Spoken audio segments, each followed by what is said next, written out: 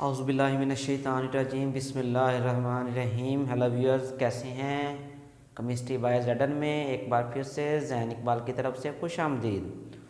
तो व्यूअर्स, जिस तरह से हम स्ट्रक्चर ऑफ एटम को डिस्कस कर रहे हैं, जिसमें हमने मुख्तलिफ जो है वो साइंटिस्ट की जो है वो वर्किंग जो है वो डिटेल में जो है वो पढ़ा है, तो उसी को बेस बनाते हुए आज जो है वो हमने स्टडी करना है एक्सपेरिमेंट रदरफोर्ड का जो था, उसके जो है वो ऑब्जर्वेशन के बाद रिजल्ट्स कंक्लूजन्स को।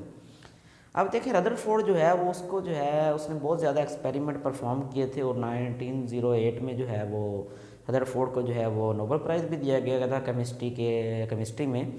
तो उसने जो है वो एटम को भी डिस्कस किया था, एटम के स्ट्रक्चर को डिस्कस किया था। फिर उसके बाद जो उसने प्लम पुडिंग के मॉडल को जो है वो एक्सप्लेन करने की कोशिश की थी। आया कि वो मॉडल ठीक है या गलत, ये तो साबित होना था बाद में एक्सपेरिमेंट के बाद, मगर उन्होंने कोशिश की थी कि वो एक्सप्लेन करें प्लम पुडिंग मॉडल को।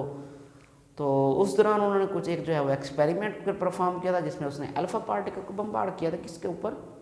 गोल्ड फॉयल के। अब जैसे उसने बम्बार्ड किया तो उसने 3 ऑब्जर्वेशन की थी। कुछ जो है वो स्ट्रेट पाथ में, कुछ डिफ्लेक्ट हो गए थे, कुछ बाउंस बैक हुए थे।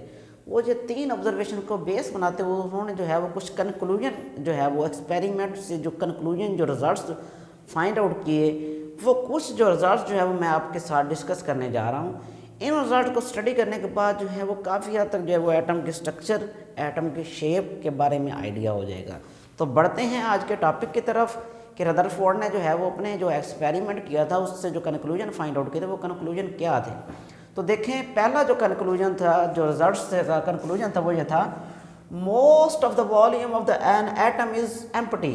हाँ जी, पहला कंक्लूजन ये रिजल्ट ये था कि मोस्ट जो एटम का जो है वो एटम का जो वॉल्यूम है वो क्या है? एम्प्टी है। तो देखिए, ये किसको बेस बना? उन्होंने देखिए पहला ऑब्जर्वेशन उन्होंने ये किया था कि जो मैक्सिमम अल्फा पार्टिकल थे वो स्ट्रेट अवे पास कर गए। तो देखिए, स्ट्रेट अवे तभी पास करेंगे ना जब कोई ना कोई स्पेस होगी। तो जब मोस्टली स्ट्रेट पास करें, इसका मतलब ये है कि एटम के अंदर जो है वो एम्प्टी स्पेसेस मौजूद हैं, जिन एम्प्टी स्पेसेस की वजह से alpha particle without any kind of deflection straight move कर जाती हैं। तो पहला ये उन्होंने जो है वो कंक्लूजन फाइंड आउट किया अपने ऑब्जर्वेशन से कि एटम में जो है वो ज़्यादातर जो है वो जगह क्या हैं?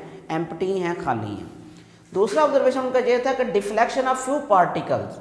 हाँ, देखें कुछ पार्टिकल जो है वो डिफ्लेक्ट भी हुए थे। ये देखें, ये जो है अल्फा पार्टिकल डिफ्लेक्ट होते हैं, आपको नज़र आ रहे हैं। ये अल्फा पार्टिकल आपको जो है वो स्ट्रेट मूव करते नज़र आ रहे हैं। वो कहते ये जो अल्फा पार्टिकल डिफ्लेक्ट हुए हैं, इससे ये साबित हुआ कि centre is positively charge which is nucleus. हाँ जी, वो कहता है अल्फा पार्टिकल पर चार्ज होता है पॉजिटिव, और हमें ये भी पता है कि opposite charges attract each other and same charges repel each other. तो डिफ्लेक्शन जब बेंड होना तब भी होगा ना जब जो है वो सेम चार्जेस आएंगे।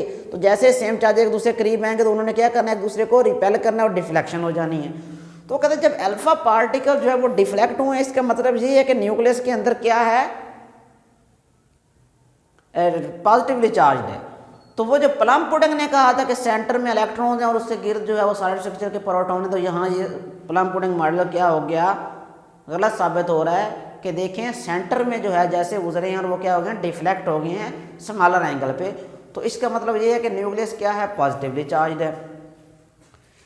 तीसरा उन्होंने कहा था complete rebounds means that nucleus is very dense. हाँ जी, तीसरा उन्होंने कहा कि ये हमने जो है वो ऑब्जर्व किया कि वो जो कंप्लीट जो है वो रिबॉन्स बैक हुए, वापस मुड़े, उसका मतलब ये है कि न्यूक्लियस क्या है? वेरी डेंस है, हार्ड। अब देखें, किसी भी चीज़ के साथ कोलिजन होगी हमारी, तो उस दौरान जो है वो पॉसिबिलिटीज़ ये होती हैं, अगर वो जो है जिसके साथ हम कोलाइड करते हैं, चाहे वो गाड़ी है, बस है, कार, कोई भी चीज़, बड़ी चीज़ जिसके साथ छोटी चीज़ कोलाइड होती है, तो वो बाउंस बैक वापस इसी तभी मुड़ेगी ना जब वो चीज़ जो है उससे हैवी होगी।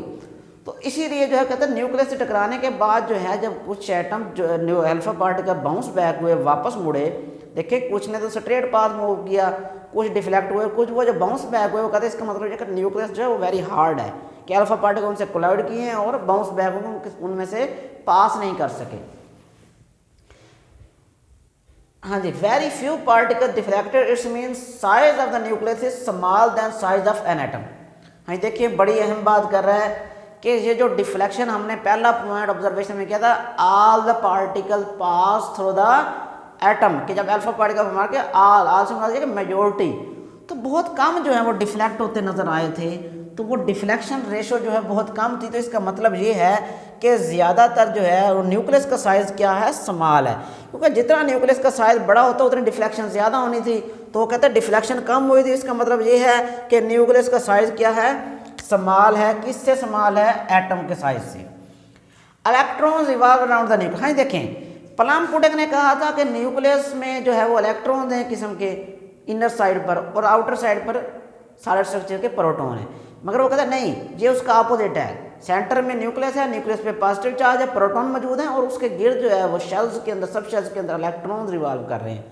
तो electrons revolve around the nucleus, not proton revolves around the nucleus. तो ये प्लम-पुडिंग मॉडल के अगेंस्ट दूसरा पॉइंट जो है वो जा रहा है कि पहला तो ये था कि सेंटर जो है वो डेंस है और पॉजिटिवली चार्ज होने की वजह से डिफ्लेक्शन शो कर रहा है, और दूसरा उसके पॉइंट अगेंस्ट क्या गया है, और वो ये है कि देखें इलेक्ट्रॉन्स रिवॉल्व करते हैं न्यूक्लियस के गिर्द, जबकि प्लम-पुडिंग ने इसके अपोजिट कहा था। तो ये बात नोट करिए है कि इलेक्ट्रॉन जो है वो न्यूक्लियस के गिर्द रिवॉल्व करते हैं। Atom as a whole is neutral. हाँ देखें, एटम जो है उसमें इलेक्ट्रॉन, प्रोटॉन और न्यूट्रॉन जो है मेजर जो है पार्टिकल्स होते हैं। तो हमने ये कहा था कि electron are negatively charge, cathode rays भी कहते हैं, proton are positively charge, neutrons are neutral. तो देखिए तीन मेजर जो है वो पार्टिकल्स हैं। तो इसमें कहते हैं न्यूट्रॉन तो है ही न्यूट्रल चार्ज कोई नहीं है, तो इलेक्ट्रॉन और प्रोटॉन। तो किसी भी न्यूट्रल एटम में जो है, एटम में जो इलेक्ट्रॉन और प्रोटॉन की तादाद क्या होती है, इक्वल होती है। तो एटम एज ए होल क्या हो जाएगा, न्यूट्रल हो जाएगा। हाँ, लास्ट पॉइंट है except electrons all fundamental particles nucleons. हाँ, जो कहते हैं इलेक्ट्रॉन्स के अलावा जितने भी फंडामेंटल पार्टिकल्स होंगे, चाहे वो प्रोटॉन है, चाहे वो न्यूट्रॉन है, चाहे जो है वो एंटी न्यूट्रॉन है, कोई भी जो है फंडामेंटल पार्टिकल इलेक्ट्रॉन्स के अलावा जो न्यूक्लियस के अंदर मौजूद होंगे उनको हम क्या कहेंगे, न्यूक्लियॉन्स कहेंगे। तो व्यूअर्स देखें, बड़ा सिंपल सा जो है वो ऑब्जर्वेशन थी उसके रदरफोर्ड की। कुछ जो है वो स्ट्रेट मूव कर गए, कुछ बाउंस हो गए, और कुछ जो है स्ट्रेट मूव, कुछ डिफ्लेक्ट हो गए, कुछ बाउंस बैक हो गए। तो इन तीन ऑब्जर्वेशन को ध्यान में रखते हुए जो कंक्लूजन्स हैं, जो रिजल्ट्स हैं, वो आपके सामने हैं। पहला रिजल्ट क्या है कि मोस्टली जो है वो एटम के अंदर जो स्पेस है वो खाली है, क्योंकि अल्फा पार्टिकल ज़्यादातर सीधे चले गए। इसका मतलब ये है कि स्पेस खाली है। और कुछ जो डिफ्लेक्ट हुए, इसका मतलब ये है कि सेंटर में क्या मौजूद है, कोई सेम चार्जेस मौजूद हैं जो उनको डिफ्लेक्ट कर रहे हैं, और वो थे प्रोटॉन्स। और तीसरा था कंप्लीट रिबॉन्स जो आ रहा है। इसका मतलब न्यूक्लियस जो है वो आम सी चीज़ नहीं है, वो हार्ड है, डेंस है, वो अपने आप अंदर में से किसी भी चीज़ को गुजरने नहीं देती, उनको क्या कर देती है, बाउंस बैक कर देती है। तो ये चीज़ें जो है वो ऑब्जर्व की गई थी। फिर atom as a whole neutral होता है, और एटम के अंदर जो है सेंटर में जो है न्यूक्लियस होता है, न्यूक्लियस में प्रोटॉन होते हैं और न्यूट्रॉन्स होते हैं, और कुछ छोटे छोटे पार्टिकल्स होते हैं। इन सब को न्यूक्लियॉन्स कहते हैं। इलेक्ट्रॉन्स को न्यूक्लियॉन्स में शामिल नहीं करेंगे। शेल्स के अंदर इलेक्ट्रॉन रिवॉल्व कर रहे होते हैं। तो ये सारे जो रिजल्ट्स आए हैं, ये सारे रिजल्ट किसके अगेंस्ट जा रहे हैं, प्लम-पुडिंग मॉडल जो दिया गया था उसके अगेंस्ट जा रहे हैं। तो इसको बेस बनाते हुए जो है वो प्लम-पुडिंग मॉडल जो है उसका जो है वजूद ख़त्म हो गया, वो रिजेक्ट हो गया था, और उसकी जगह आगे ले ली थी रदरफोर्ड के मॉडल ने। और रदरफोर्ड का मॉडल काफ़ी हद तक जो है वो ठीक था। तो व्यूअर्स, ये तो था आज का हमारा टॉपिक। आपने सिंपली इस चीज़ को ज़हन में रखना है। तीन आपको नज़र आ रही हैं चीज़ें, कुछ जो है सीधे चले गए हैं, कुछ जो है डिफ्लेक्ट हो गई हैं, कुछ बाउंस बैक हो गए हैं। इन तीन ऑब्जर्वेशन को ज़हन में रखते हुए आप जो है वो एटम के स्ट्रक्चर इजीली अंडरस्टैंड कर सकते हैं कि क्यों स्ट्रेट मूव कर रहे हैं, क्यों डिफ्लेक्ट हो रहे हैं, क्यों बाउंस बैक हो रहे हैं। तो आपको इजीली जो है वो रदरफोर्ड का मॉडल समझ आ जाएगा। अगर फिर भी कोई कन्फ्यूजन रह गई हो तो आप कमेंट बॉक्स में जाके जो है वो क्वेश्चन कर सकते हैं, आपको आंसर दिया जाएगा। उम्मीद करता हूँ आपको ये टॉपिक जो है वो समझ आ गया होगा। मिलते हैं एक नई वीडियो के साथ, एक नए लेक्चर के साथ। तब तक के लिए अल्लाह हाफिज़।